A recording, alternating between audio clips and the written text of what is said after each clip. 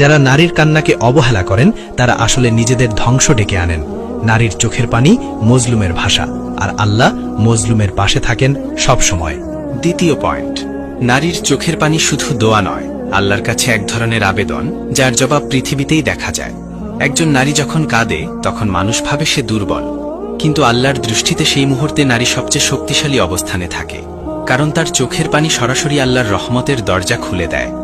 মানুষ প্রায়ই ভুল করে মনে করে যে নারীর কান্না খুব সহজে আসে, তাই তারা গুরুত্ব দেয় না, কিন্তু আল্লাহ নারীর কান্নাকে এমন গুরুত্ব দেন যা অনেক পুরুষ কল্পনাও করতে পারে না। একটি নারী যখন সহ্য করতে করতে ভেঙে যায়, যখন সে আর কাউকে বলতে পারে না, তখন সে শুধু আল্লাহকে ডাকতে থাকে, আর সেই ডাক, সেই অশ্রু, সেই ব্যথা আল্লাহর কাছে সবচেয়ে পবিত্র দোয়ার রূপ নিয়ে পৌঁছে যায়। কোরআনে আল্লাহ বারবার বলেছেন, আমি কাছেই আছি, আমি দোয়া শুনি। এই প্রতিশ্রুতি নারীর কান্নার ক্ষেত্রে আরও দ্রুত কার্যকর হয়, কারণ নারী যখন কাঁদে সে সাধারণত অন্যায়ের প্রতিক্রিয়ায় কাঁদে। তার কষ্ট, অবহেলা, অপমান, অবিচার এসব কারণ আল্লাহর কাছে বিশেষ গুরুত্ব পায়।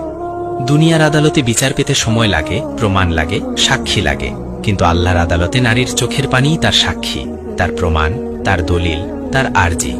একজন নারী যখন একজন স্বামীর অত্যাচারে কাঁদে, তখন আল্লাহ সেই স্বামীর রিজিকে পরীক্ষা পাঠান। হঠাৎ কাজের সমস্যা, বারবার ক্ষতি, ঘরের অশান্তি, এসব এমনভাবে আসে যে মানুষ বুঝতেই পারে না কোথা থেকে এলো। কারণ নারীর কান্না কখনো অপচয় হয় না। একজন নারী যখন তার বাবার বাড়িতে অপমান হয়ে কাঁদে, আল্লাহ সেই পরিবারে অদৃশ্য সংকট পাঠান। কারো অসুখ, কারো মানসিক অশান্তি, কারো জীবনে ব্যর্থতা। মানুষ ভাবে এ তো স্বাভাবিক ঘটনা, কিন্তু আল্লাহ জানেন কেন এই সংকট এসেছে। আবার একজন নারী যখন তার শ্বশুরবাড়ির গালমন্দ, অযথা দোষারোপ, কটূক্তির কারণে কাঁদে, তখন আল্লাহ সেই বাড়ির শান্তি তুলে নেন। কারণ যেখানে আল্লাহর এক বান্দির উপর জুলুম হয়, সেখানে আল্লাহর বরকত থাকতে পারে না।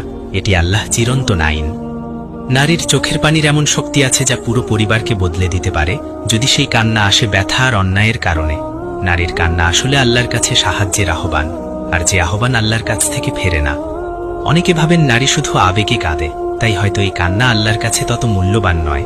কিন্তু সত্য হলো, আবেগেও যদি একজন নারী আল্লাহর কাছে কান্না করে, সেই কান্নার মধ্যেও থাকে আন্তরিকতা, যাকে আল্লাহ ফিরিয়ে দেন না।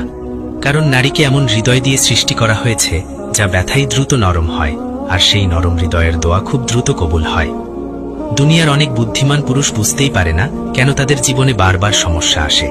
সবকিছু ঠিক থাকার পরও কেন মন খারাপ, কেন সম্পর্ক ভেঙে যায়, কেন শান্তি নেই।